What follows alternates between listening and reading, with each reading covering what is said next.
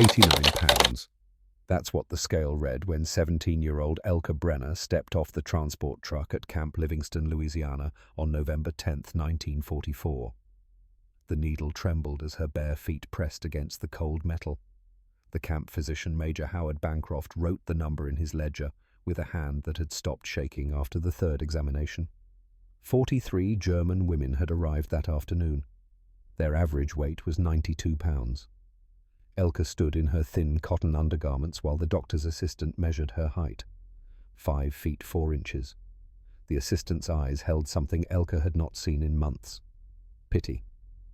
Back in Dresden, Pity had died somewhere between the first air raid sirens and the moment her mother stopped answering when Elka called her name through the rubble. The physician cleared his throat. His voice carried the practiced neutrality of a man who had learned to separate feeling from duty. Severe malnutrition. Possible organ damage. She needs to gain at least 30 pounds to reach minimum healthy weight. Elka understood some English.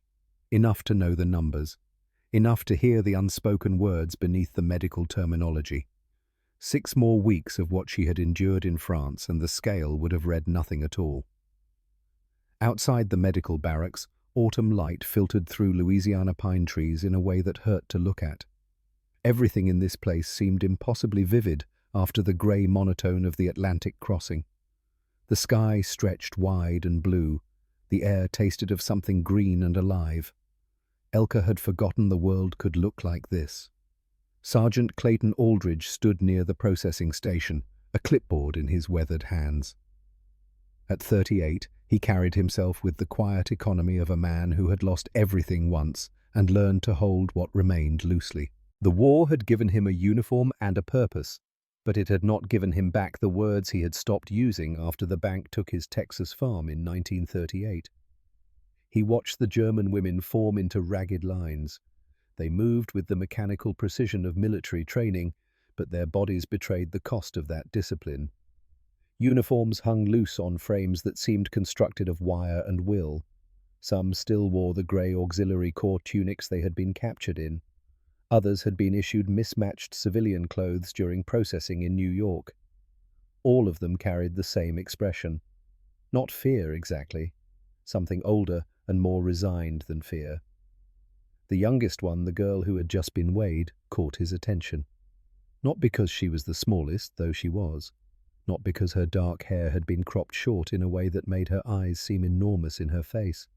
It was the way she held herself, spine straight despite everything, chin level despite the shame of standing in her undergarments before strangers. She had decided something, this girl. She had decided she would not break. Aldridge had seen that decision before. On his own face in a mirror, the morning after strangers had carried his grandmother's furniture out of the house that had sheltered 3 generations of his family. Major Bancroft approached him, medical file in hand. The youngest one, Elka Brenner, 17 years old, radio operator captured in France at a field hospital, both parents deceased, one younger brother, status unknown. Aldridge took the file but did not open it. He had learned early in this war that stories made the duty harder. She speaks any English? Some. Enough to follow basic instructions. She gonna make it? The doctor paused. In that pause lived all the things medical training could not quite prepare a man to say. If she eats. If infection doesn't set in. If she wants to live. He glanced back toward the medical barracks. That last one, Sergeant, I cannot prescribe. 3 weeks earlier, Elka Brenner had stood in a different place entirely. Dresden. October 15th, 1944. The city still pretended normalcy in the daylight hours. Shops opened with less and less to sell. Trams ran on reduced schedules. In the Johannstadt district, in a school building that had been converted to emergency administrative use, Elka helped younger children with their arithmetic. The official teachers had been conscripted for factory work or auxiliary service. Girls like Elka, too young for full mobilization, but old enough to be useful, filled the gaps. She had loved teaching, loved the moment when a child's face transformed with understanding, loved the ritual of chalk on slate, the smell of old books, the quiet authority that came from knowing something well enough to give it away. Her mother, Greta, worked in a textile factory that had been repurposed for military production. Parachute fabric, mostly. She left before dawn and returned after dark, her fingers stained with dye that no amount of washing could remove. Her younger brother, Kurt, 14 years old and already taller than Elke, had been assigned to civil defense. He spent his nights on rooftops watching for fires. They lived in 3 rooms on the 4th floor of a building that had weathered 2 centuries of European history. The walls were thick. The windows faced east, catching the morning light. Elke's grandmother had lived in those rooms before the First War, her mother before that. The Brenner women had deep roots in Dresden soil. On the morning of October 15th, Elke's mother had placed a slice of bread on the table. One slice dark and dense, made from flour mixed with sawdust to make the rations stretch further. She had cut it in half. "For you and Kurt. You need to eat, Mama. I ate at the factory." A lie. They both knew it was a lie. But the lie was an act of love, and Elke had learned to accept it as such. Her mother's hands, when she placed them on Elke's shoulders, felt light as bird wings. "When this is over, Kleine Maus, when this madness ends, I want you to go to university, study literature, teach in a real school, not this patched-together thing we have now. The war will end soon. We'll be together."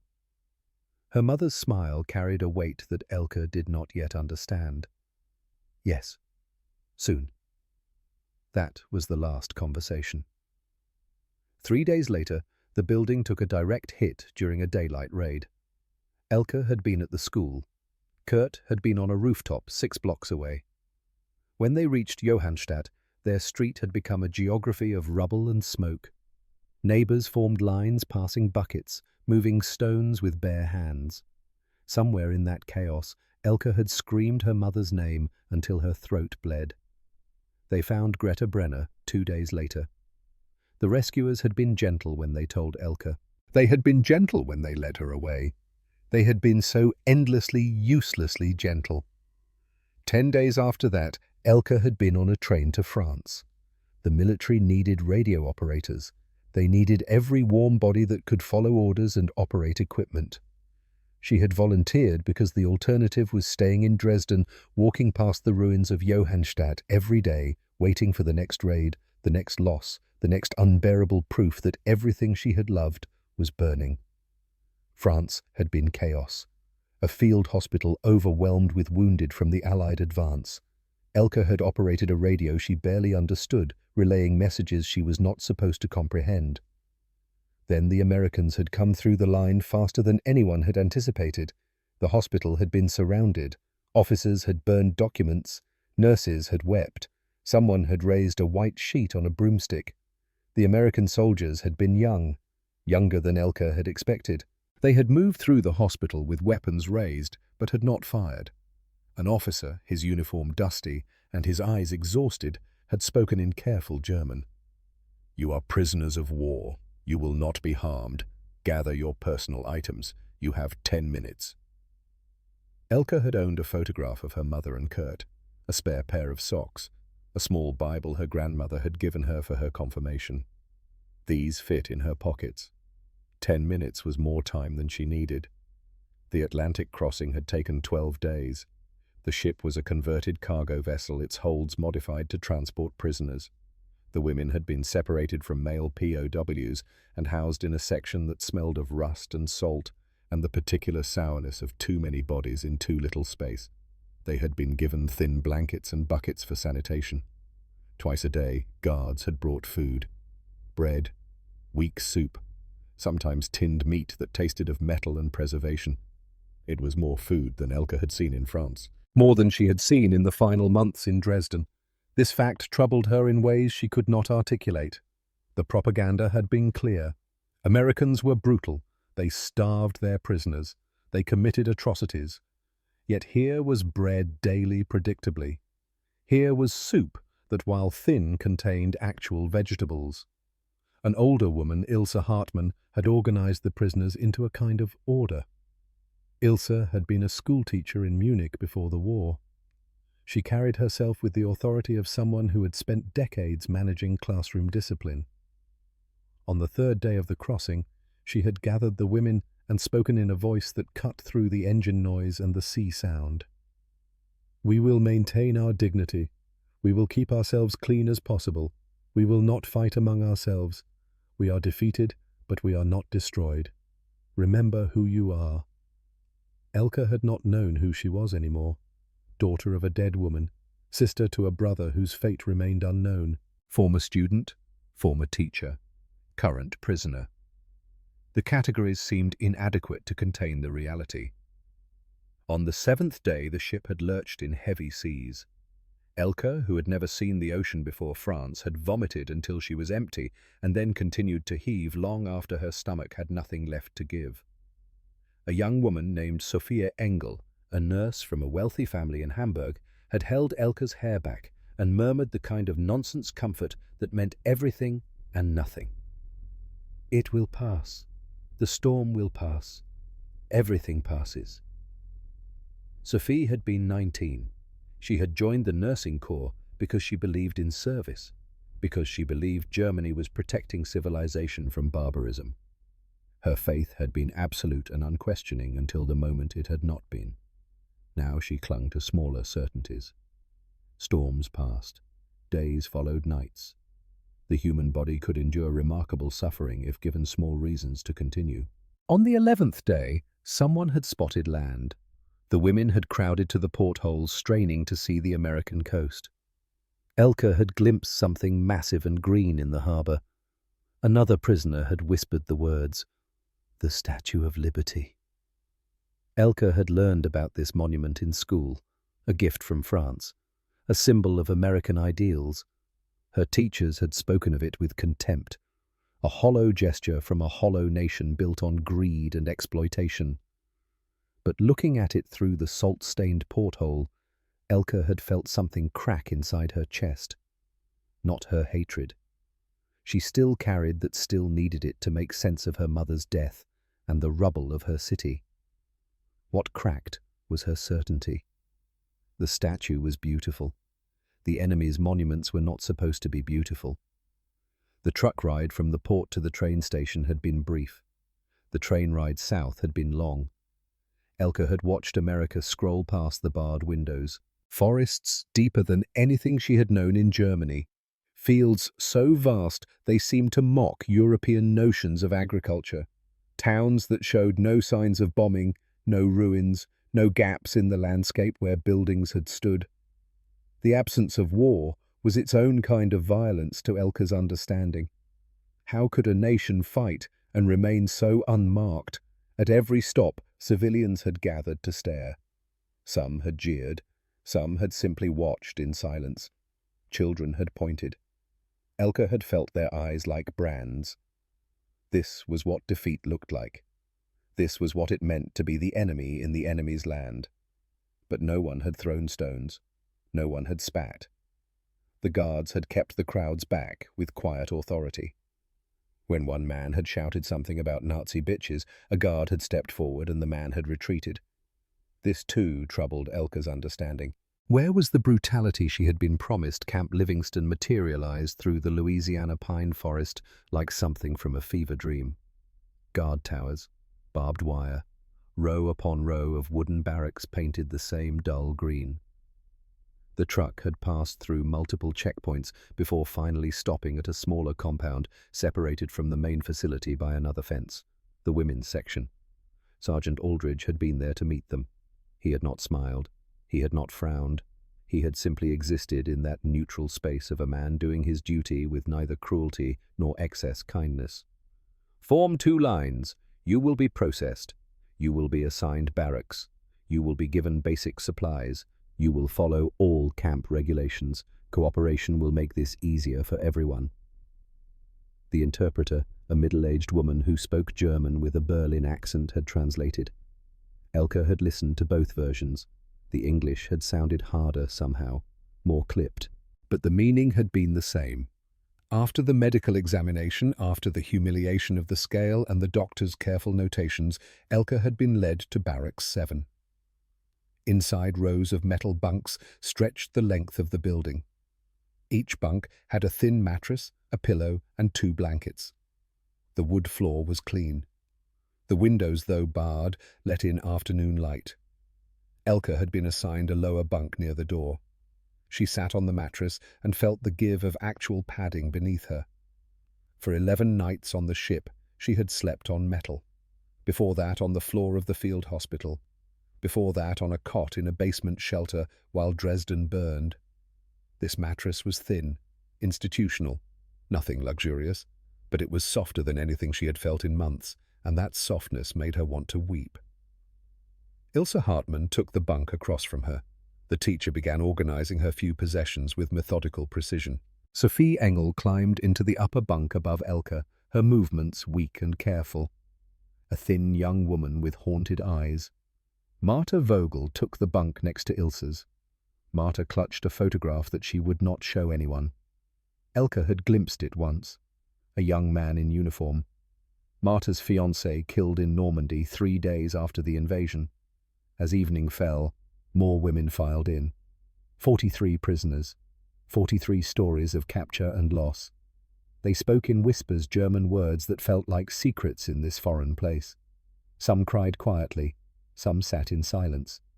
Ilse moved among them like a shepherd among sheep, offering small words of encouragement that felt more like duty than hope.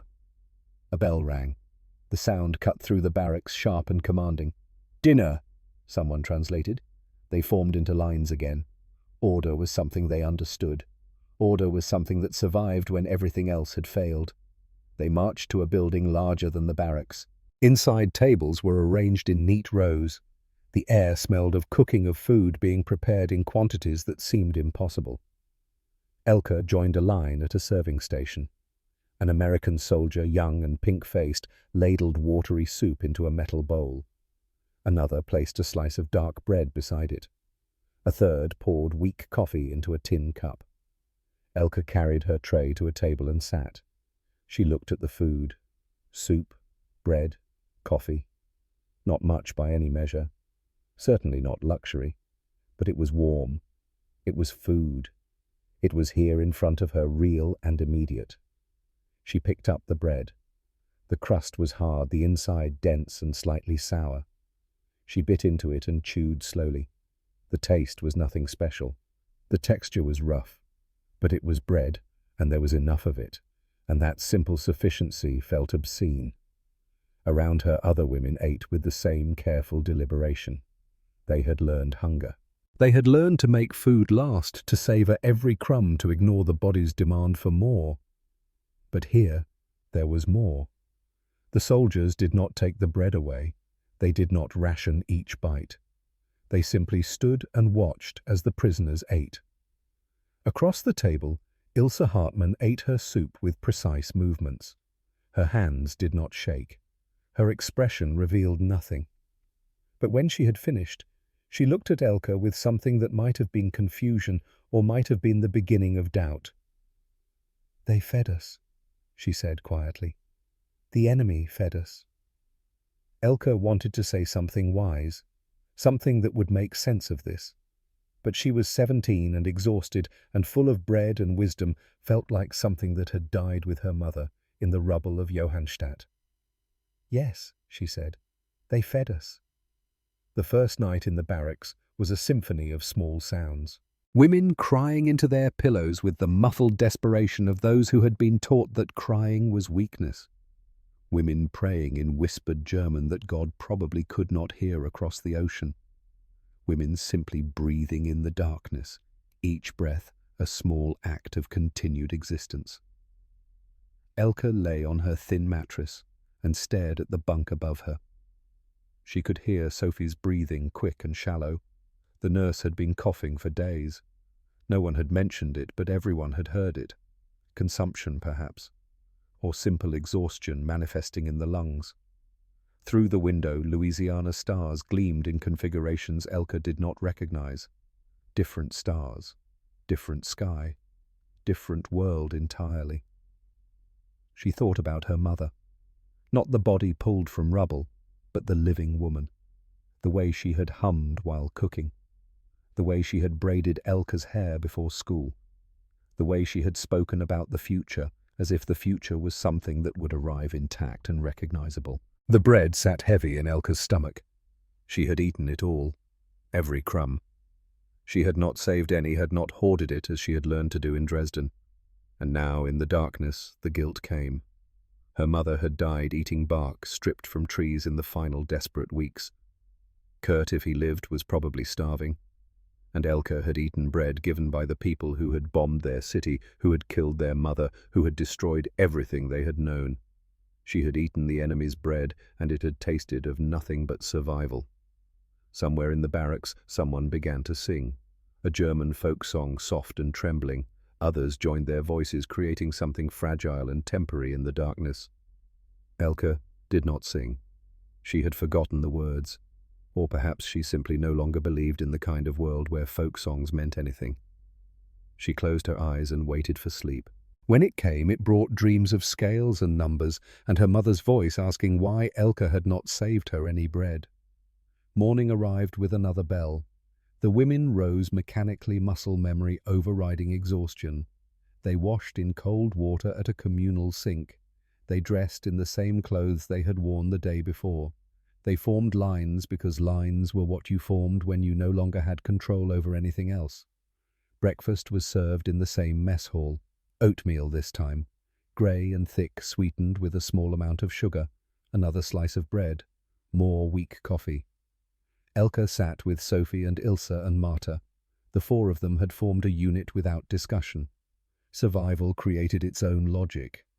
You gravitated toward those who seemed most likely to help you continue existing. Sophie coughed into her hand. A wet, rattling sound. "You should see the doctor," Ilse said. "I'm fine." "You're not fine." "I'm fine enough." They ate in silence. The oatmeal was bland but filling. Elka forced herself to eat slowly to remember this was not the last food she would see, that more would come. The body did not believe this yet. The body still operated on scarcity logic, but the mind tried to learn new patterns. After breakfast, a guard called out barracks assignments for work duty. The women were being divided into groups. Some would work in the camp laundry, others in the kitchens, still others in general cleaning and maintenance. Elka's name was called for kitchen duty. She reported to a large building that smelled of industrial cooking. Steam rose from massive pots. Ovens lined one wall, their heat making the air shimmer. American soldiers moved through the space with practiced efficiency. They barely glanced at the German prisoners being integrated into their routines. A sergeant with grey hair and tired eyes gestured Elka toward a station piled with potatoes. "Peel," he said in English. Elka understood. She picked up a knife and a potato and began the mindless work of removing skin from flesh. The repetition was soothing. The potato was real and solid in her hands. The knife was sharp enough to do the job. These small facts felt like anchors. Around her, other prisoners worked in similar silence. The Americans did not speak to them beyond basic instructions, but they did not strike them either, did not curse them, did not treat them as anything more or less than workers performing a necessary task. Elka peeled potatoes for 3 hours. Her hands cramped, her back ached, but the work was simple, and the kitchen was warm, and no one was trying to kill her. These things seemed like miracles. At midday, the kitchen staff ate lunch in shifts. Elka was given a bowl of soup and another slice of bread. She ate standing up, too tired to care about dignity. The soup had actual vegetables in it, carrots, onions, possibly potatoes she herself had peeled. The thought should have been funny, but wasn't. A young American soldier, maybe 20 years old, stood nearby. He had been watching the prisoners work with an expression Elka could not quite read. Not hostile, not friendly, something in between. He caught her looking and offered a small nod. Not a smile, just acknowledgement that they existed in the same space at the same time. Elka nodded back. It felt strange, this tiny gesture of mutual recognition between enemies. But the strangeness was not entirely unpleasant. His name, she would learn later, was Private Nathaniel Whitmore. He came from a farm in Ohio. He had never wanted to be a soldier, but had never wanted much of anything specific enough to fight for it. The war had given him purpose by removing all other options. He had killed 2 men in France. He thought about them most nights. He had been told the German women were dangerous fanatics who would kill Americans given the chance. But watching Elke peel potatoes with hands that shook from weakness, he found it hard to believe she was dangerous to anyone, least of all herself. The days developed a rhythm. Wake, wash, eat, work, eat, work, eat, sleep. The repetition created a kind of stability. Elke learned to anticipate the bells. She learned which guards were strict and which were merely present. She learned that if she worked steadily and caused no trouble, she could exist in a space between visibility and invisibility that felt almost like safety. On the 3rd day, Sergeant Aldridge walked through the kitchen during the evening meal preparation. He moved slowly, his eyes taking in details that others might have missed.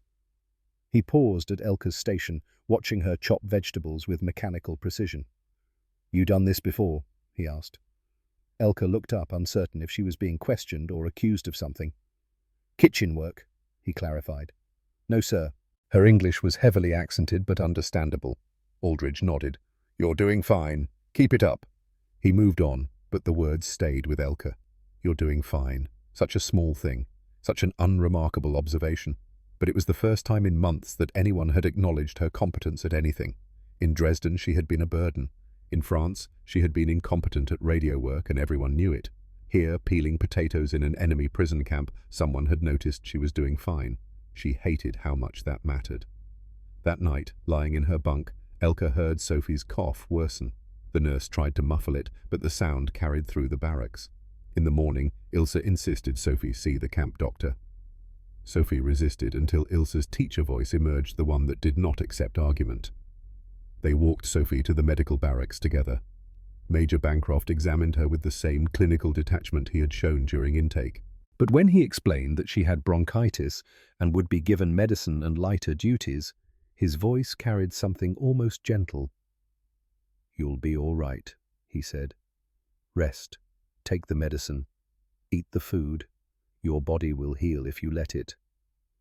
Sophie had nodded, too exhausted to question whether the enemy was supposed to heal you. The medicine came in small white pills. Sophie took them faithfully. Within 3 days, the cough had loosened. Within a week, it had mostly disappeared. Elke watched this transformation and felt another piece of certainty crack and fall away. The enemy was healing them. The enemy was feeding them. The enemy was treating them like human beings who deserved to survive. Every act of basic decency felt like a betrayal of everything Elke had been taught. And yet she could not deny the evidence of her own body. She was gaining weight. Slowly, perhaps a pound or 2, but the scale would tell a different story now than it had on November 10th. She was alive in a way she had not been alive in France or on the ship or in the final weeks in Dresden, and she did not know if she was grateful or ashamed. November 20th arrived with unseasonable warmth. The prisoners were assembled in the compound yard. Sergeant Aldridge stood before them, his clipboard in hand, his expression unreadable. Lieutenant Vera Calloway stood beside him. Lieutenant Calloway was the senior officer in charge of the women's section. She was a black woman from Philadelphia, the first in her family to finish high school, the first to attend college, the first to join the military when the WWII had opened to colored women. She understood what it meant to be looked at and seen as less than human. She understood what it meant to prove your humanity daily in small, exhausting increments. She looked at the assembled German prisoners and saw beneath the uniforms and the language and the national allegiances women who were learning the same lesson. Aldridge cleared his throat. In 4 days, on November the 23rd, Americans celebrate a holiday called Thanksgiving. The interpreter translated. The prisoners listened with the wary attention of people who had learned to expect nothing good from announcements. It's a tradition where we gather with family and friends to share a large meal and express gratitude for what we have. This year, the camp command has decided that all personnel and all prisoners will participate in a Thanksgiving dinner. You will be served the same meal as American soldiers. The interpreter translated. The words hung in the Louisiana air, impossible and strange. Elke raised her hand. The gesture was automatic, learned from years in classrooms. Aldridge nodded at her. Question. The same food. Her English was hesitant but clear. We eat same as American soldiers. Yes, same food. Why? Aldridge paused. It was a fair question. Maybe the only question that mattered. He looked at this girl who weighed 89 pounds and had lost everything except the stubborn will to remain upright, and he tried to find words that would make sense. Because it's Thanksgiving, he said finally. And on Thanksgiving, everybody eats. The answer was inadequate. He knew it. But it was also the only answer he had that felt true. The assembly was dismissed. The prisoners walked back to their barracks in clusters, their voices rising in speculation and doubt. Elka walked with Sophie and Ilse and Marta. None of them spoke until they were inside, away from guards and listening ears. It's propaganda, Marta said. Her voice was flat, emotionless. She had not spoken much since arriving, had barely acknowledged the world beyond her bunk and her photograph. But now she spoke with the certainty of someone who needed certainty to survive. They will parade us for Red Cross inspectors, show how well they treat prisoners. It's all lies. Maybe, Ilse said. Or maybe Americans are strange about their holidays. They feed us every day, Sophie pointed out. Why would they lie about this? To humiliate us, Marta said. To make us grateful to the enemy. To break us. Elka listened, but did not contribute. She was thinking about Sergeant Aldridge's face when he had answered her question. She was thinking about the kitchen storage rooms she had glimpsed while working. She was thinking about the steady, unremarkable provision of food day after day, as if feeding prisoners was simply what one did. That night she could not sleep. She lay in the darkness and listened to the barracks breathe around her. 43 women. 43 different relationships with hope and fear and the terrible uncertainty of kindness. In 3 days, she would sit at a table with her enemies. In 3 days, she would learn if abundance was real or just another way to starve. November 21st began the same as every morning since their arrival. The bell, the cold water, the formation outside barracks. But when the prisoners filed into the mess hall for breakfast, something had shifted in the air, a current of anticipation that had nothing to do with the usual oatmeal and bread. The kitchen hummed with unusual activity. Elka took her place at the potato peeling station, but her hands moved automatically while her attention drifted to the far end of the kitchen. There, in the cold storage area, she could see shapes wrapped in white cloth, large shapes, many of them. A sergeant she did not recognize was checking items against a list, his breath fogging in the refrigerated air. The head cook, a barrel-chested man the other soldiers called Dutch, noticed her staring. "Those are turkeys," he said, his voice carrying the slight amusement of someone watching a child discover something obvious. 12 of them, 18 to 20 pounds each. Elka's hands stilled on the potato. She knew the word turkey. She had learned it in school, had seen pictures in English textbooks back when learning English had been about education rather than survival. But the scale of what Dutch was describing made no sense. 12 birds, 18 to 20 pounds each. She did the mathematics automatically. Over 200 pounds of meat. For how many people? Dutch saw her calculation and his expression softened slightly. "Never seen this much food at once, have you?" Elka shook her head. In Dresden at Christmas before the war, her mother might have prepared a small goose, 3 pounds, perhaps 4, stretched across 3 days of meals, the bones boiled for soup. The thought of a single bird weighing 20 pounds was absurd. The thought of 12 of them was obscene. "We got 300 personnel on this base, plus you and your people," Dutch continued, leaning against the counter. "Everybody eats on Thanksgiving. Turkey, mashed potatoes, stuffing, cranberry sauce, green beans, rolls and pie. Pumpkin pie, mostly. Some apple. It's tradition." Elka's English was good enough to catch most of the words, but the meaning beneath them eluded her. This was normal for Americans. This abundance was simply what they did once a year. While her mother had died eating bark in Dresden, Americans had been concerned with whether there would be enough pumpkin pie. The anger came first, hot and righteous, then the confusion. then something darker and more complicated that she had no name for. Dutch returned to his work, but his words had planted themselves in Elke's mind. She peeled potatoes for the next 2 hours, but her thoughts were elsewhere. 1 turkey would have fed her family for a month. 2 turkeys would have kept them alive through the worst of the hunger. 12 turkeys represented a scale of food security she had never imagined possible, and the Americans were going to share it with their prisoners. She did not know if this made them generous or simply incomprehensible. At lunch, Elke sat with her usual group. Sophie had regained some color in her face, the bronchitis fading under the influence of American medicine and regular meals. Ilse ate with the methodical attention of someone who still could not quite trust abundance. Marta picked at her food, eating just enough to sustain life, but taking no pleasure in it. "They are preparing the special meal," Elke said quietly. "I saw the turkeys. 12 of them, very large." Ilse set down her spoon. "How large?" 18 to 20 pounds each." Sophie's eyes widened. Even Marta looked up from her plate. "That cannot be right," Ilse said. "You must have misunderstood." "The cook told me, in English. I understood." They sat with this information, trying to fit it into their understanding of the world. It did not fit.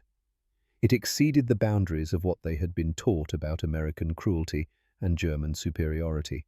It suggested a nation with resources so vast that feeding prisoners lavishly on a holiday was unremarkable. "It is still propaganda," Marta said, but her voice lacked conviction. "Perhaps," Ilse replied, "or perhaps we never understood what we were fighting."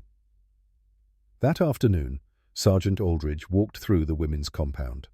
His route took him past the barracks, past the small yard where prisoners sat during their brief recreation periods, past the fence that separated them from the rest of the camp. He carried himself with the same quiet presence he always did, but his eyes moved constantly, noting details. Which women seemed to be gaining weight? Which still hoarded bread in their pockets? Which ones were starting to believe they might survive this war? The youngest one, Elke Brenner, sat on the steps of Barracks 7 with a book. Not reading exactly, just holding it. The book was a donated copy of American poems, part of a Red Cross shipment. Elke's English was not strong enough to fully comprehend the poetry, but she studied the words anyway, memorizing their shapes and sounds. Aldridge paused a few feet away. "You read English?" Elke stood quickly, the instinct to show respect to authority overriding exhaustion. "A little, sir. Learning more." "That's good. Education matters, more than people think." He almost walked away, but something in her expression held him, a question she was too uncertain to ask. "Something on your mind, prisoner?" Elke hesitated. The words came slowly, each one chosen with care. "The food, the Thanksgiving. Why you share with us?" Aldridge had been asked this question in different forms by different people.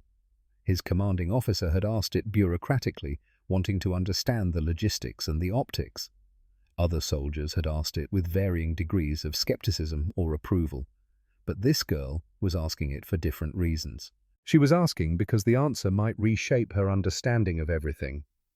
He was quiet for a long moment.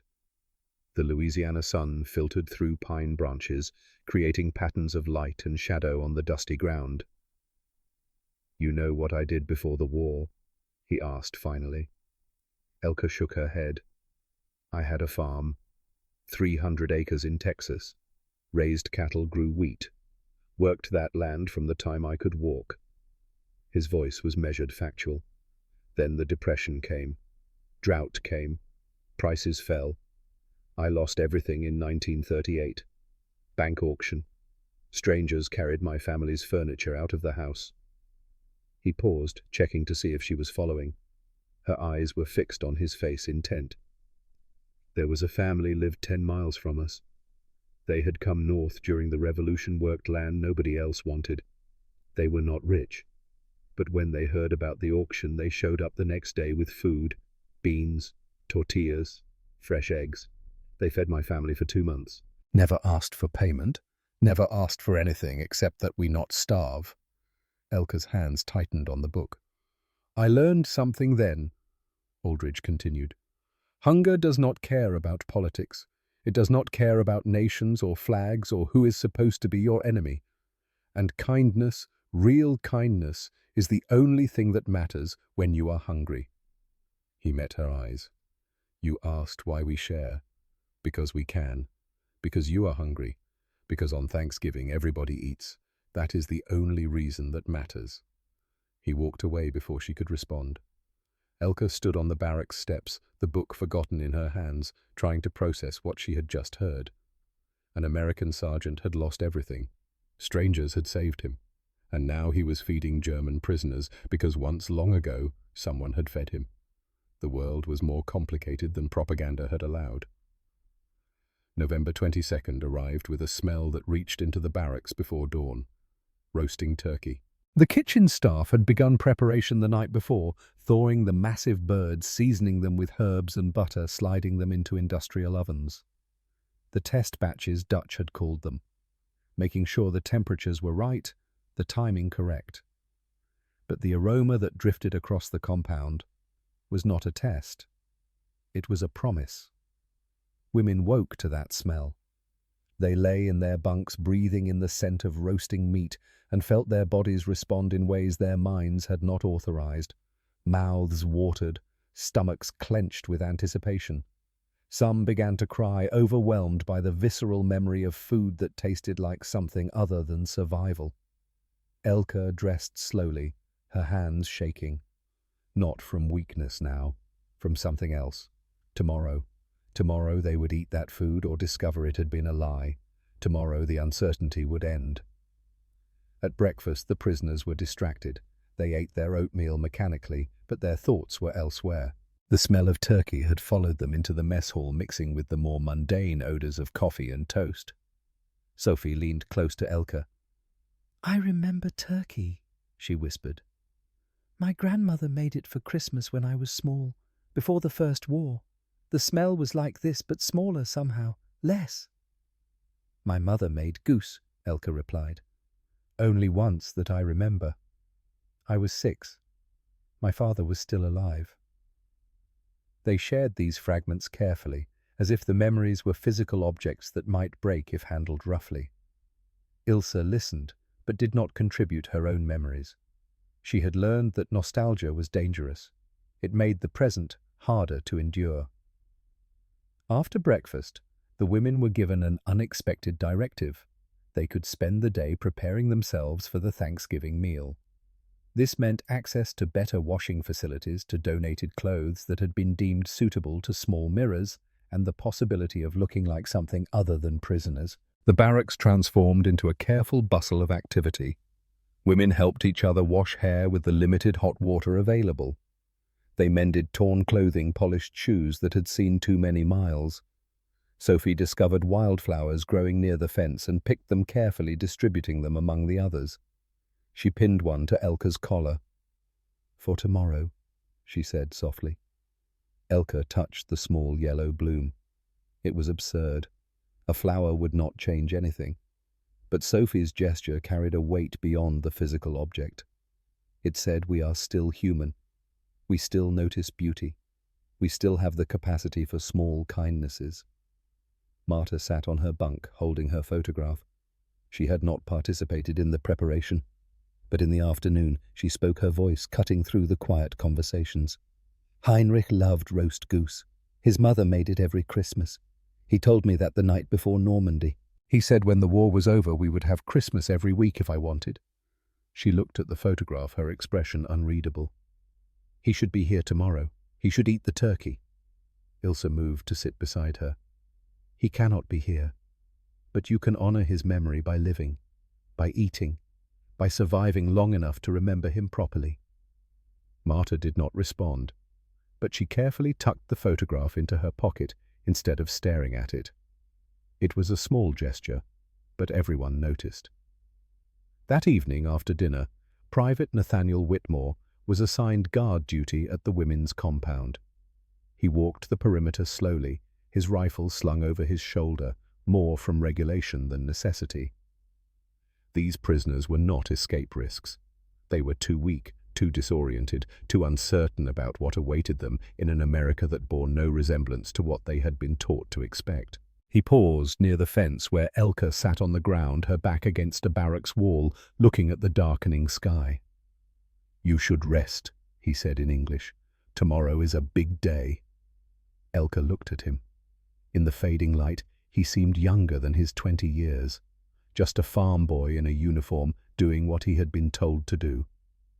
"You are from farm?" she asked, the English coming slowly. "Ohio. My family grows corn and soybeans. Nothing fancy." You have farm now, after war." Whitmore shook his head. "My older brother runs it. I was the spare son, joined up because there was not much else for me to do." Elka processed this. Even Americans had their reasons. Even the enemy was made of individual people with individual stories. "Sergeant Aldridge," she said carefully. "He tell me about farm, about people who help him when he have nothing." Whitmore nodded. "Sergeant's a good man, seen a lot, lost a lot. But he does not carry it mean you know. Some men they get hard." He just got quiet. "Tomorrow," Elka said, switching back to the present. "Tomorrow is real the food." "Oh, it's real. I have been through 2 Thanksgivings in the army. They take it serious. Everybody eats until they cannot move." He said it lightly, but he saw the way her expression shifted. Not quite belief, not quite hope. Something more fragile than either. "In my country," Elka said slowly, "my mother, she die eating bark from trees. My brother, if he live, he eat maybe potato peels, grass. I do not know. And here is turkey, much turkey." Her voice did not rise. She was not accusing him. She was simply stating facts that she could not reconcile. Whitmore had no answer that would make those facts make sense. So he did what Sergeant Aldridge had taught him. He simply stood there present and listening, acknowledging that sometimes the only response to impossible grief was to witness it. After a long silence, Elka stood and walked back into the barracks. Whitmore continued his patrol, but the conversation stayed with him. He thought about his mother's kitchen back in Ohio, about Thanksgivings, where the main concern was whether there would be enough pie. He thought about a world where a girl's mother had died eating tree bark while his family had worried about trivial abundances. The war had done this. The war had created a world where some people starved and others could not imagine scarcity. And tomorrow, for a few hours, they were going to try to bridge that gap with roasted turkey and mashed potatoes. He did not know if it was generous or grotesque, or both. November 23rd arrived with crystalline clarity. The sky stretched blue and endless above Camp Livingston. The temperature was mild, the air dry.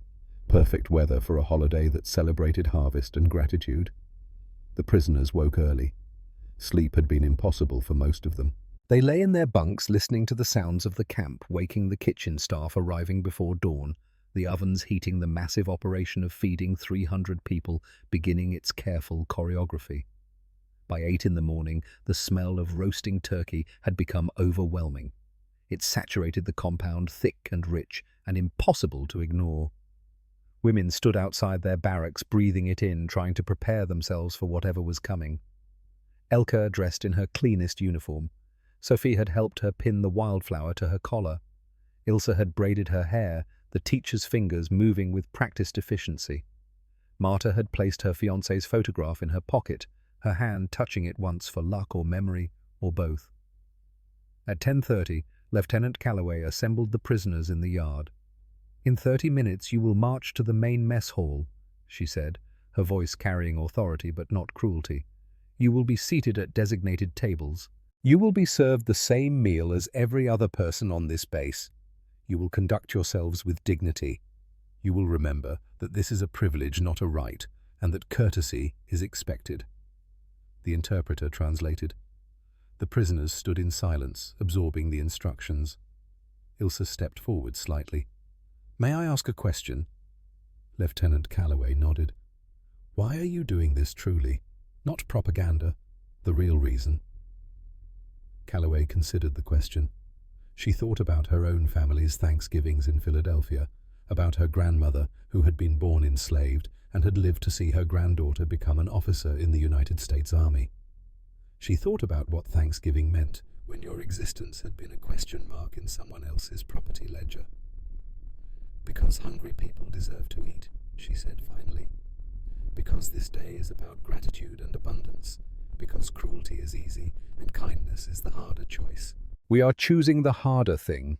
That is the real reason," the interpreter translated. Some women nodded. Others simply stared. Elka felt something loosen in her chest. Not quite belief, but perhaps the beginning of the possibility of belief. At 11 o'clock the formation began. 43 German women marched across the compound toward the main mess hall. Their boots crunched on gravel. Their uniforms, though worn and patched, had been cleaned as thoroughly as possible. The wildflowers some wore added small points of color against the grey fabric. Elka marched in the front row. She was the youngest, the smallest, the one who had weighed 89 pounds 13 days ago, now perhaps 93 or 94. Still too thin, still carrying the visible marks of starvation, but alive, walking, present. The mess hall grew larger as they approached. Through the windows they could see movement inside. American soldiers in dress uniforms, tables arranged with precision. And on those tables, even from a distance, the promise of something impossible. Sergeant Aldridge stood at the door. As the formation reached the entrance, he opened it wide. The smell hit first: turkey and sage and butter and bread and sweetness and salt, and the overwhelming olfactory proof that what they had been promised was real. Then the sight. Long tables laden with more food than Elka had seen in her lifetime, and American soldiers standing behind each chair, waiting not as guards but as servers ready to offer what should have been impossible. Lieutenant Calloway gestured toward the tables. "Please, be seated." The prisoners moved forward slowly, uncertain. Elka found herself guided to a chair by Private Whitmore. He pulled it out for her. The gesture was courteous, almost gentle. She sat because her legs would not hold her anymore. Across the table, an American sergeant smiled slightly. Not mocking, not cruel, just human. Major William Harper. The camp commander stood at the front of the hall. He was a career military man who had seen action in the First War and had spent the years between training others for this one. He did not particularly like his job. He did not particularly like war. But he believed in order and in doing difficult things correctly. "Today we give thanks," he said, his voice carrying across the hall, "for food, for safety, for the privilege of sharing both. Whatever our differences on this day, we are simply people breaking bread together. That is the tradition. That is what we honor." The interpreter translated. Some prisoners bowed their heads. Others simply stared at the tables. Then the serving began. And Elka Brenner, 17 years old, weighing 94 pounds, orphaned and exiled and emptied of everything except the will to continue breathing, watched as her enemy placed turkey on her plate and realized that nothing she had been taught had prepared her for this moment. Private Nathaniel Whitmore lifted the serving fork with hands that had learned steadiness in basic training. He selected a slice of turkey breast, the meat falling apart in tender layers, and placed it carefully on Elka's plate. The portion was generous, not excessive but substantial, the kind of serving you gave to someone you expected to actually eat and enjoy, not merely survive on. Steam rose from the meat. Elka watched it curl upward, her eyes following the movement because looking at the food directly felt dangerous. If she looked at it, she would have to accept it was real. If she accepted it was real, she would have to accept everything that reality implied. Mashed potatoes came next, a heaping spoonful that covered a quarter of the plate. Butter melted on top in golden rivulets that pooled and spread across the white surface like liquid sunlight. The potato was whipped smooth, no lumps, the texture of something that had been made with care and attention, and the assumption that people eating it deserved something good. Green beans followed. then stuffing fragrant with sage and onion and celery, then a small mound of cranberry sauce, jewel red and glistening like garnets in afternoon light. A warm roll was placed beside the plate, steam still rising from its interior. Elka's plate had become a landscape of abundance she had no framework to comprehend. Around the table, other prisoners received the same treatment, each plate filled with the same generous portions. Each woman watched in varying states of disbelief as American soldiers served them food that exceeded anything they had imagined possible. Across from Elka, Sophia had begun to cry. Silent tears that ran down her face and dropped onto her napkin. She made no move to wipe them away. The American corporal serving her paused, concerned. "Miss, are you all right?" Sophie did not understand the English, but she understood the tone. She nodded quickly, trying to compose herself. The corporal, a young man from Georgia who had 3 sisters back home, placed an extra roll on her plate with a gentleness that suggested he understood crying, even if he did not understand the reason. Ilse sat with her hands in her lap, staring at her plate as if it were a mathematical problem to be solved. The teacher in her wanted to categorize this experience to fit it into existing frameworks of understanding. But the frameworks had all shattered. This was not propaganda. This was not psychological warfare. This was simply Americans doing what they apparently did on Thanksgiving, and the implications were staggering. Marta clutched her fiancé's photograph under the table, her other hand gripping her fork so tightly her knuckles were white. She had not spoken since entering the mess hall, had barely breathed. The smell of the food transported her to Christmas dinners before the war, to Heinrich's promises of endless feasts when victory came. But victory had not come. Heinrich was dead. And here she sat at an enemy's table being served food he would never taste. Elka picked up her knife and fork. The utensils felt heavy in her hands. She cut a small piece of turkey, the knife sliding through the meat with almost no resistance. The slice came away easily, steam still rising from the interior. She raised it to her mouth. The moment before eating, she thought of her mother, not the body in the rubble, but the living woman, the way she had smiled when there was food to share, the way she had insisted Elka eat even when Greta herself was starving, the way she had died with her mouth full of bark and her stomach empty of everything except hope that her children might survive. Elka placed the turkey in her mouth. The taste arrived in waves. First salt, the simple, necessary mineral taste of properly seasoned food. Then fat-rich and coating, filling her mouth with substance. Then the turkey itself, the meat flavor enhanced by herbs. She could identify sage certainly, and perhaps thyme. The texture was tender, requiring almost no chewing. It fell apart against her tongue, releasing juice and flavor in a way that made her entire body respond with recognition. This was food, real food. Food meant to nourish rather than merely prevent death. She swallowed. The warmth traveled down her throat, settled in her stomach. Her body recognized what it was receiving, and hunger she had suppressed for months roared to life. She wanted more, immediately, desperately. Her hand moved automatically, cutting another piece. But before she could eat it, the grief hit. Her mother had never tasted anything like this.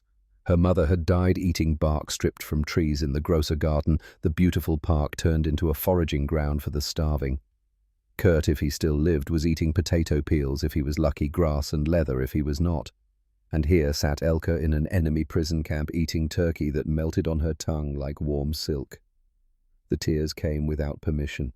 They fell into her plate, mixing with the butter from the mashed potatoes. She could not stop them, could not control the way her chest heaved with silent sobs, could not reconcile the physical pleasure of eating with the moral horror of enjoying it while her family had suffered and died. Private Whitmore saw her crying and froze, uncertain. He looked toward Sergeant Aldridge, who stood near the wall observing the meal with his characteristic quiet attention. Aldridge shook his head slightly. Let her be. Some things needed to break before they could heal. Elka ate the second piece of turkey through her tears, then a third. The crying did not stop, but the eating continued, mechanical and desperate and necessary. She moved to the mashed potatoes, taking a spoonful that was too large, the creamy richness coating her mouth. The butter was real butter, not margarine or substitutes. It tasted like a luxury she had no right to experience. She tried a green bean. The flavor was simple, clean, highlighted with a touch of butter and pepper. She had forgotten vegetables could taste like themselves, not like desperation. The stuffing was savory and complex. Bread and herbs and something she could not quite identify, but that made her think of holidays and safety and the kind of normalcy that had died with her mother. The cranberry sauce was sweet and tart, a combination so foreign after months of bland starvation rations that it almost hurt. Around the hall, similar scenes unfolded. Women eating and weeping. Women eating and staring into middle distance. Women eating with the focused intensity of people who had learned that food might disappear if you did not consume it immediately. But there was no rush. The platters remained full. When one emptied, American soldiers brought more from the kitchen. Turkey kept coming. Potatoes kept coming. Rolls kept coming. The abundance was not an illusion or a single generous act. It was simply how they did things here. Sophie ate her meal in small, careful bites, each one deliberate and savored. Between bites, she would pause, close her eyes, and simply exist in the moment of tasting something good. Her bronchitis had healed. Her body was slowly recovering. And here now she was eating food that her wealthy family in Hamburg had not seen in years. The irony was not lost on her. She had been captured by the enemy and was eating better than she had in the last year of freedom. Ilse forced herself to eat slowly, to chew thoroughly, to give her body time to process the sudden influx of rich food. But her mind worked rapidly, recalculating everything she thought she understood. American abundance was not propaganda. It was documented fact being demonstrated on her plate. If they could feed prisoners this lavishly, what did that say about German claims of fighting against starvation? What did it say about the entire narrative of the war? Marta ate without tasting. She consumed the food because her body demanded it, but her attention remained elsewhere. On Heinrich, on the life they should have had, on the bitterness of survival when the one you loved had not survived. The turkey might as well have been sawdust, but she ate because not eating was a surrender, and she would not surrender, not even to grief. The meal continued. After the main course, soldiers cleared plates and brought dessert. Pumpkin pie, the filling smooth and spiced with cinnamon and nutmeg, topped with fresh whipped cream. Elke stared at her slice. She had never seen pumpkin pie. The orange color was strange. The smell was foreign. But when she tasted it, the sweetness and spice combination was unlike anything she had experienced. It was too much. All of it was too much. Her stomach, accustomed to near starvation, protested the sudden richness. She ate half the pie and had to stop, physically unable to continue. Around her, other prisoners faced the same limitation. Their bodies could only handle so much abundance after months of deprivation. But they had eaten. They had been served a feast by their enemies. And nothing in their training, nothing in their propaganda, nothing in their lived experience had prepared them for the cognitive dissonance of being treated with basic human dignity by people they had been taught to hate. Sergeant Aldridge watched from his position near the wall. He saw the crying. He saw the confusion. He saw the moment when certainty cracked and fell away, leaving raw human need in its place. This was not strategy. This was not psychological warfare. This was simply Americans doing what they believed was right on a day dedicated to gratitude. But he also understood the cost of that kindness. These women would return to Germany eventually, carrying memories of American abundance. They would tell others about the enemy who fed them turkey while their own people starved. And maybe, just maybe, some of them would question the next war, would remember that the enemy had faces and hands that trembled when given food and tears that fell into mashed potatoes. It was a small thing, a Thanksgiving meal. But small things sometimes carried weight beyond their size. The meal lasted nearly 2 hours. As plates emptied and were cleared, the prisoners sat in stunned silence, their bodies struggling to process the sudden abundance. Some laughed quietly. Others continued to weep. A few simply stared at the empty plates before them as if the food might reappear. Private Whitmore moved among the tables refilling water glasses, his movements careful and unobtrusive. He had seen combat in France. He had seen men die. But watching these women cry over turkey felt more significant somehow, as if this small act of feeding might matter more than any battle he had fought. When Lieutenant Calloway finally signaled that the meal was ending, the prisoners rose slowly, their movements careful. Full stomachs were unfamiliar territory. The walk back to the barracks would be slow. The prisoners moved across the compound in silence, their boots crunching on gravel. The Louisiana afternoon sun was warm on their faces. Birds sang in the pine trees. The world continued with indifference to the small revolution that had just taken place in a mess hall. Elka walked between Sophie and Ilse, her hand unconsciously touching her stomach. She could still feel the food there, solid and real, could still taste turkey and butter and sweetness on her tongue. The sensation was almost painful in its intensity.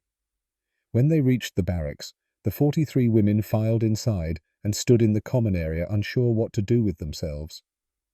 They had expected many things when they were captured: brutality, starvation, labor, death, possibly. What they had received was a turkey dinner served by young men who called them Miss and made sure their water glasses stayed full. Finally, Ilse spoke. "We need to talk about what just happened." The women gathered, sitting on bunks and footlockers, creating a rough circle. For a long moment, no one said anything. Then Sophie began to laugh. Not hysterical laughter, something quieter and more broken. "They fed us," she said. "The enemy fed us. Better than Germany fed us. Better than our own government fed us in the last year of the war." "It changes nothing," Marta said, but her voice lacked conviction.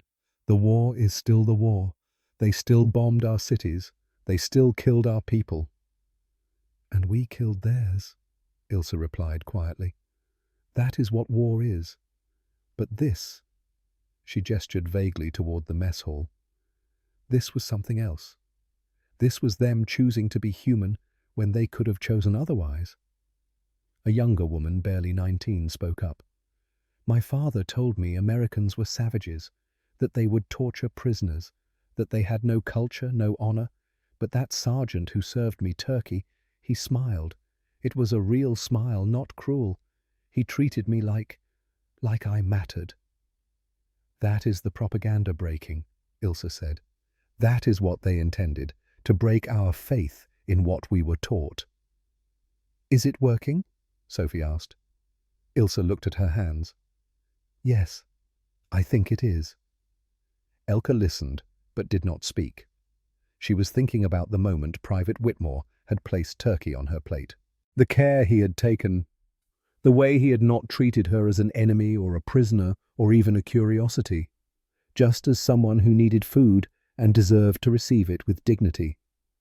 She was thinking about her mother's last days, about the hierarchy of suffering that had placed German civilians on bark and potato peels, while American prisoners in Germany had received Red Cross packages, about the fact that her mother had died believing in a cause that could not even feed its own people, while the enemy had such abundance they could share it with prisoners.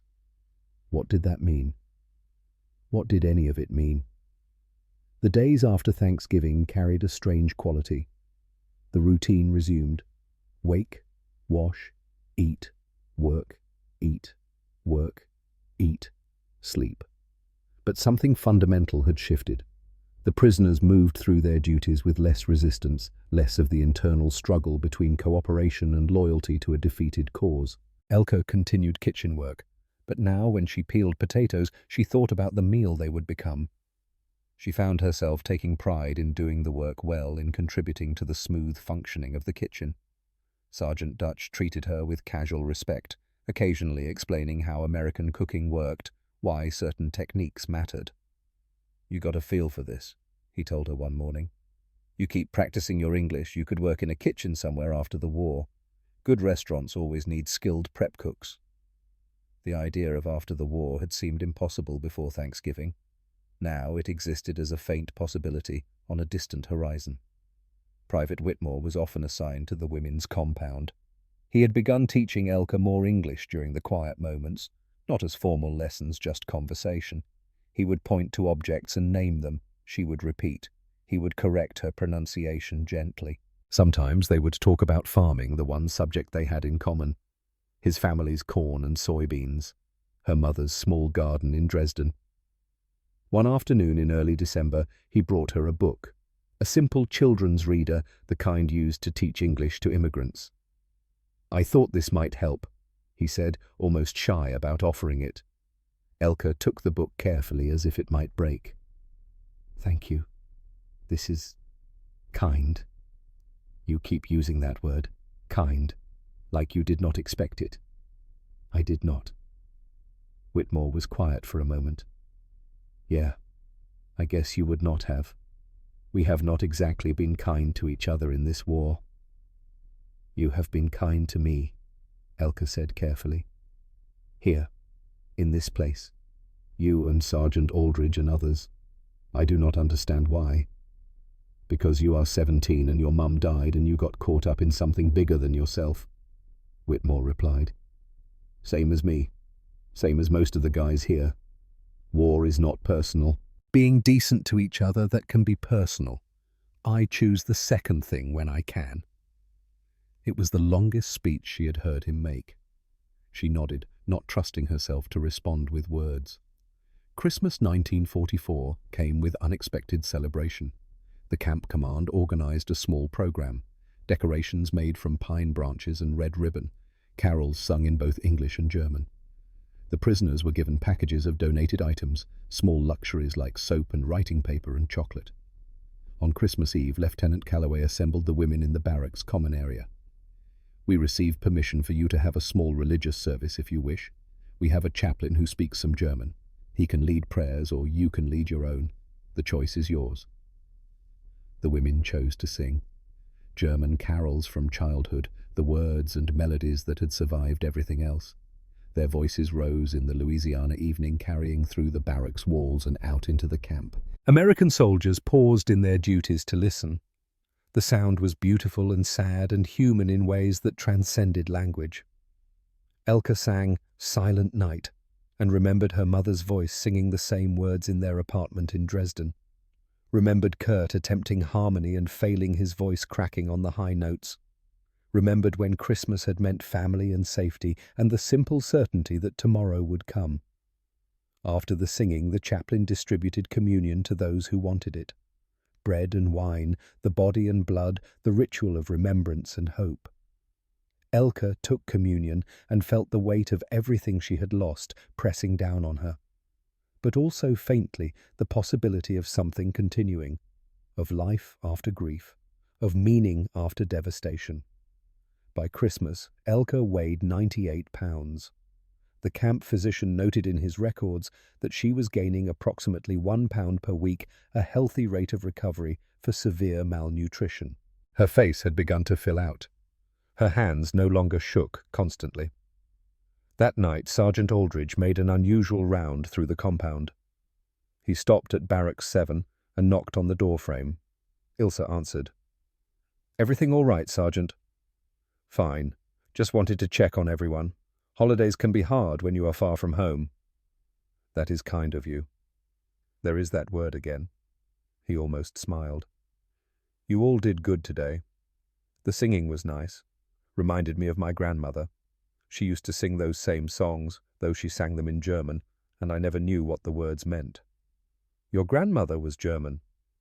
"Her parents were. Came over in the 1870s. She was born American but kept the old songs." He paused. "I guess that is why this matters to me. Feeding you all, treating you decent. You are not so different from my grandmother, just born in a different place, different time." Ilse felt something tighten in her throat. "Thank you for seeing that." Aldridge nodded and continued his rounds. But the conversation stayed with Ilse. The enemy had German grandmothers. The enemy saw connections where propaganda had insisted only differences existed. The enemy was human in complicated, undeniable ways. The new year came. 1945. The year the war would end, though no one in the compound knew that yet. Elke's weight had climbed steadily. By mid-January she weighed 106 pounds, still underweight for her height but no longer skeletal. Her face had lost the gaunt hollowness that had marked her arrival. Her hands no longer shook when she worked. Her body was remembering how to function when properly fed. The other prisoners showed similar improvements. Sophie's cough had disappeared entirely. Marta had begun speaking more, her grief softening into something she could carry rather than something that carried her. Ilse organized informal classes, teaching younger prisoners mathematics and literature, giving them something to focus on beyond survival. The routine of the camp had become almost comfortable. Not home, never home, but a space where they could exist without constant fear, where the future stretched beyond the next meal the next day. Then, in late April, news began to filter through the camp. Germany was collapsing. The Allies were advancing from all sides. Cities were falling. The government was fragmenting. Hitler was dead. The war in Europe was ending. On May the 7th, 1945, Germany surrendered unconditionally. The prisoners received the news in silence. Some cried, some sat in blank shock, some seemed almost relieved that the uncertainty was over. Elke felt all of these things, and none of them. Germany had lost. Everything her mother had died for, every sacrifice, every hardship, it had all been for a cause that ended in total defeat. But sitting in a barracks in Louisiana, her stomach full, her body healing, surrounded by women who had become something like family, Elke could not feel the devastation she thought she should feel. Instead, she felt tired and grateful to be alive, and uncertain about what came next. Repatriation would begin soon. They would be sent back to Germany, back to the rubble and the hunger and the aftermath, back to a country that no longer existed as they had known it. Sergeant Aldridge found Elke in the kitchen the day after the surrender announcement. "You will be going home soon," he said. "Maybe a few weeks. They are arranging transport." "Home," Elke repeated. The word felt strange. "I do not know what that means anymore. Dresden is still there, changed, but there. My mother is not there. My brother I do not know. The apartment is destroyed. What is there to return to?" Aldridge was quiet. "Then, there are programs. For refugees who want to stay in America. Sponsors who help with visas, with work, with starting over. I could connect you with people, if you want." Elke looked at him. This American sergeant who had fed her and taught her and treated her like a human being when he could have treated her as an enemy. "Why would you do that?" "Because you are 17 and smart, and you have been through enough. Because you deserve a chance to build something new. Because my country has space for people who want to work and build and live. That is why we do a lot of things here. Because we can." It was tempting. Stay in America, learn the language properly, work in a kitchen or study or simply exist in a place that had not been bombed into rubble. But it also felt like betrayal. "I cannot abandon Germany," Elke said. "It is my home, even if home is broken." "Then go home," Aldridge replied. "But know that if you change your mind, if you need help, there are people who will remember you, who will help if they can." He reached into his pocket and pulled out a piece of paper. On it, he had written an address in Texas and a name, Clayton Aldridge. Below that, the address of a refugee assistance organization in New York. "Just in case," he said. Elke took the paper and folded it carefully. She did not know if she would ever use it, but the fact that it existed, that this man had thought to give it to her, meant something she could not quite articulate. June 15th, 1945. 43 German women stood on a dock in New York Harbor, preparing to board a ship that would take them back to Europe.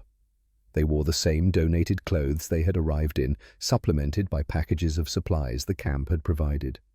Canned food, chocolate, soap, small things that would mean everything in a destroyed country. Elke stood with Sophie and Ilse and Marta. The four of them had been assigned to the same group for repatriation. They would stay together at least for the journey. Sergeant Aldridge had accompanied the transport to the port. His duty ended here at the water's edge, but he had volunteered to see them off. As the women prepared to board, Elke approached him. She had practiced what she wanted to say in English, had gone over the words in her mind during the train ride north. Sergeant Aldridge, I want to thank you for the food, for the kindness, for showing me that enemies can be human. Aldridge shook his head.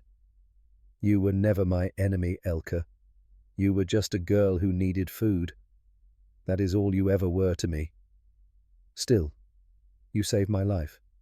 Twice. Once with food, once with hope that people can be good. Then take that hope back to Germany. Teach it to others. Build something better than what was destroyed. That is how you thank me, by living well. Elka nodded. She wanted to say more, but did not trust her voice. Instead, she reached into her pocket and pulled out the wildflower Sophie had given her on Thanksgiving. She had pressed it between the pages of the English reader Private Whitmore had given her. It was dried now, fragile but still intact. She handed it to Aldridge. So, you remember, she said, that we were real, that this mattered. He took the flower carefully, understanding the weight of the gesture. I will remember, he said. I promise. The ship's horn sounded. The women boarded, climbing the gangplank in a line that mirrored their arrival 7 months earlier. But they were different now, heavier, stronger, changed in ways that could not be measured on a scale. Elka stood at the rail as the ship pulled away from the dock. She watched Sergeant Aldridge grow smaller on the pier, a solitary figure among the crowd. She watched until she could not distinguish him anymore. Then she watched the Statue of Liberty pass the monument she had first seen as a prisoner, and now saw again as someone being released back into uncertainty. The last time it had been beautiful in a way that confused her. This time, it was simply beautiful. November 15th, 2001, Amarillo, Texas. The Texas Historical Society opened a new exhibit on the morning the package arrived. Wartime Humanity Stories from Camp Livingston, 1943 to 1946. Local newspapers covered the opening. Veterans attended, sharing memories. Historians gave lectures. The package was unremarkable. Brown paper, German postage, no return address. It was forwarded to the curator, Dr. Sarah Morrison, who opened it with the careful attention of someone accustomed to handling historical artifacts. Inside, a bundle of letters tied with string, a dried wildflower pressed flat, and a note in German dated November 2001. Dr. Morrison called a translator. The note read, "To whom it may concern. These belong to my aunt Elka Brenner, who passed away December 1983 at age 56. She asked that upon her death, these letters be sent to any historical organization in Texas researching Camp Livingston. She wrote them over 38 years, but never posted them, saying the man they were meant for should never feel obligated to respond. I found them with this note and a photograph. I honor her wish." The photograph showed a young woman in a German uniform standing at a mess hall table, tears visible on her face, a plate of turkey before her. On the back, in different handwriting, November 23rd, 1944, the day kindness won. C.A. Dr. Morrison began reading the letters. They were all dated Thanksgiving Day, starting in 1945 and continuing until 1983. Each one addressed to Dear Sergeant Aldridge, or later simply Dear Clayton. The first letter dated November 22nd, 1945. Dear Sergeant Aldridge, I am in Dresden now. The city is ruins, but we are rebuilding. I found my brother Kurt. He survived, though barely. I teach children in a building with no roof. We cover the opening with tarps when it rains. Today is Thanksgiving in America. I roasted a small chicken, the first meat I could afford. I thought of turkey. I thought of you. I thought of the moment I understood that enemies are only enemies until someone chooses differently. Thank you for choosing differently. Elka. November 1950. Dear Clayton, I am a teacher now in a real school with a real roof. I teach history. When I reach the war, I tell my students about Camp Livingston. I tell them about American abundance and kindness. They do not believe me at first. They have been taught other things, but I insist. I show them the address you gave me, proof that you were real. Some students cry when I tell them about the turkey. I cry too every time. This is my 5th Thanksgiving writing to you. I wonder if you remember a girl who weighed 89 pounds. I remember you every day. November 1965. Dear Clayton, today I taught about the camps. A student asked why Americans were kind to German prisoners when Germans were not kind to theirs. I had no good answer except to say that kindness is a choice, not a requirement, that America chose differently, that one meal can change how you see the world forever.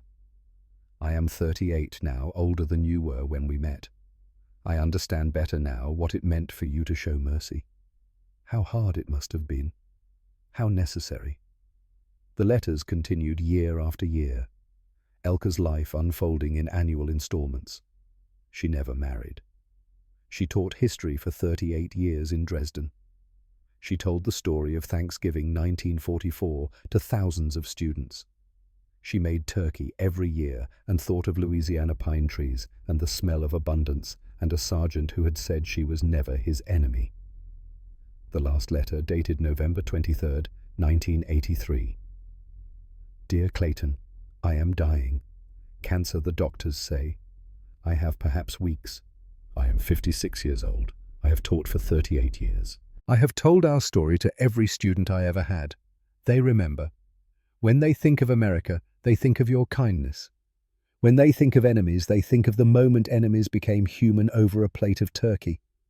You saved my life twice. Once with food.